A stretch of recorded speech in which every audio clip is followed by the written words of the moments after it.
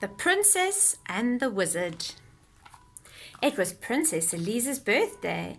She was just blowing out the 7 candles on her cake when a wicked wizard flew down the chimney and into the room. "Why didn't you invite me to your party?" he thundered. "Because wicked wizards like turning people to stone," replied Princess Eliza. "So they do," said the wizard, and with a flick of his bony fingers he turned the king and queen and all the party guests into stone. Then he laughed a horrible laugh and said to Princess Eliza, "They like capturing princesses too." Just then there was a whirring of wings, and in through the window flew the princess's fairy godmother. She was late for the party. When she saw what had happened, she waved a wand and said, "The princess may try 7 times to escape by changing her color and changing her shape." The wizard just laughed his horrible laugh and said, "Ha! Changing her color and changing her shape will never help Princess Eliza escape." Then he snapped his bony fingers again and turned the fairy godmother to stone. The wizard whisked the princess up the chimney and carried her away to his tall, dark castle. He locked her into a cellar, where she cried herself to sleep. The next day was Monday. The wizard unlocked the cellar door. He was holding a big red book which contained all his magic. "This is your first chance to escape," he said. "I shall count to 100, and then I shall come and find you." He opened his book, closed his eyes, and began to count. Princess Eliza ran down outside. The moat of the castle shone blue under the blue sky.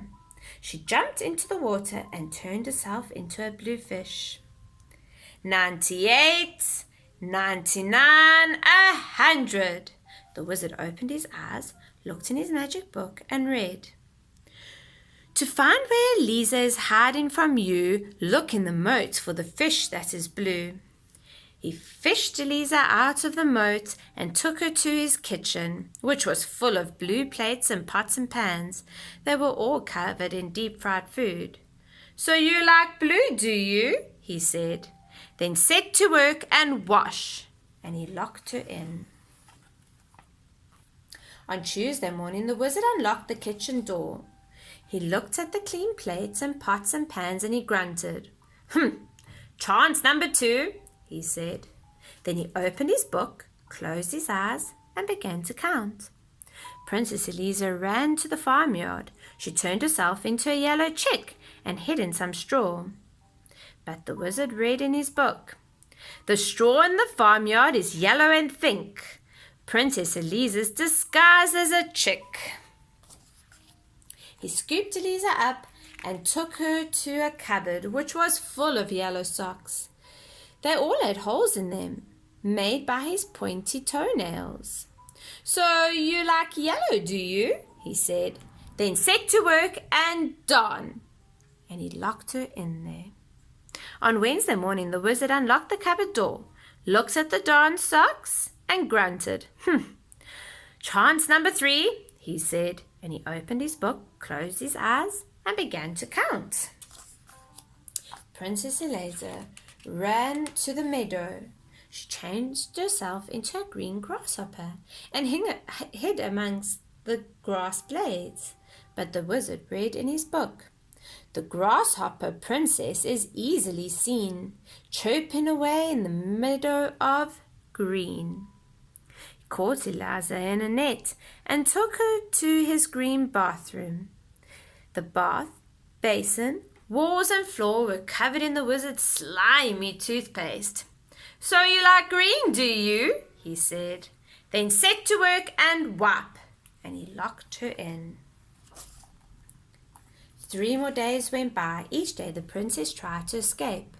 On Thursday she turned herself into an orange fox and hid in the pile of orange leaves. On Friday she turned herself into a purple butterfly and fluttered amongst some flowers.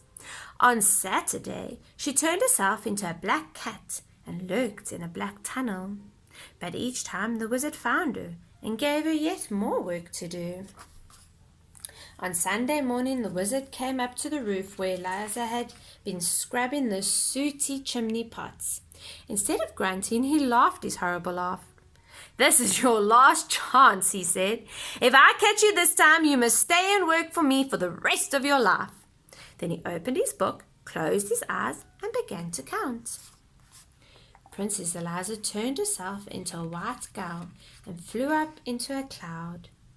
But as she hovered above the roof where the wizard was still counting, she saw words forming on the page of his open book. "So that's how he finds me," she cried. "I shall never escape." Then she had an idea.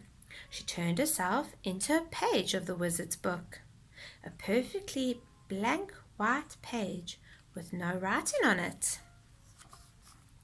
98, 99, 100.